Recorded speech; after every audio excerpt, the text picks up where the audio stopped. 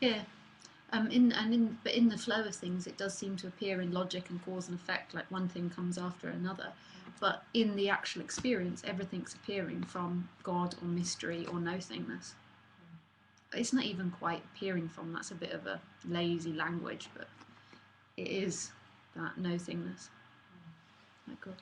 Which is not a personal director, it's not a mind directing it or an intelligence directing it. But that's the actual, it comes back to what's happening. Where is all of this coming from right now?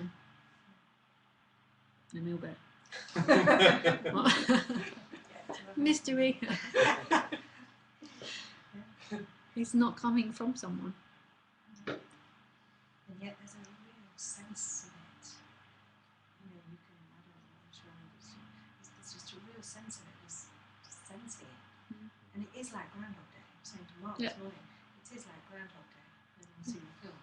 It's like, it feels the same, like you were saying, Leila, this now today, except that it's light and like all the dim lights on and stuff, but it feels the same as it did last night. Yeah. And you know, and it feels the same when I'm just in here washing up or cooking dinner. It feels the same. There is something so ordinary and intimate about everything. Again, and it's just the trick to it is just forms are appearing and disappearing, just seemingly taking on different forms. And then it got creative and then took on this form of creating a seemingly separate entity that believes it exists and has purpose and meaning, and then created all this different dramas and games.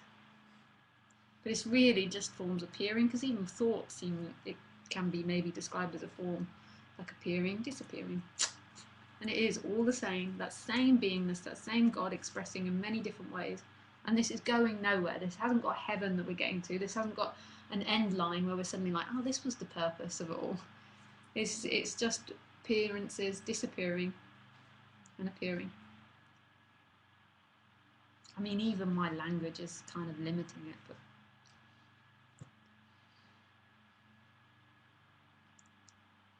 I love that. It's got no meaning. That's hilariously funny. That is so cruel and so beautiful. It's got no meaning. The flower grows because the flower grows.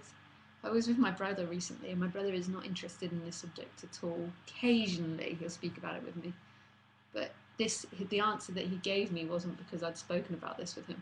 And we were moving house for his friend, and I didn't mean to get involved, and we're lugging all this person I don't even know's furniture around.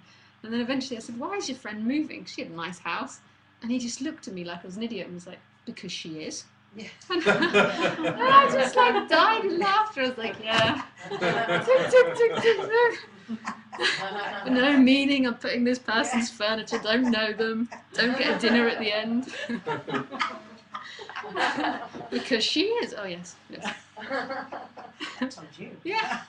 It was great. And he wasn't being ironic or funny because of what I speak about. He was like, well, she's moving because she is. Just shows you we all know everything. We just think we don't. Yeah. They all know nothing. Yeah.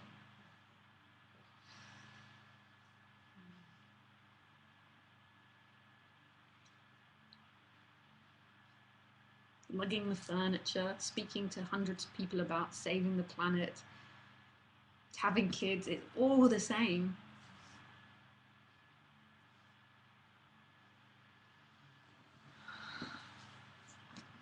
This can feel depressing to that one that has an idea that this is going somewhere, to a big bang, and God will reveal itself and you'll be in heaven with a mansion or whatever. But there's another side of it that's so relaxing. No, this isn't going anywhere. It's appearing and disappearing. I've not got to get anywhere. There's nowhere better. Takes some pressure off, doesn't it? Just the experience was always enough. Or just what's happening was always enough.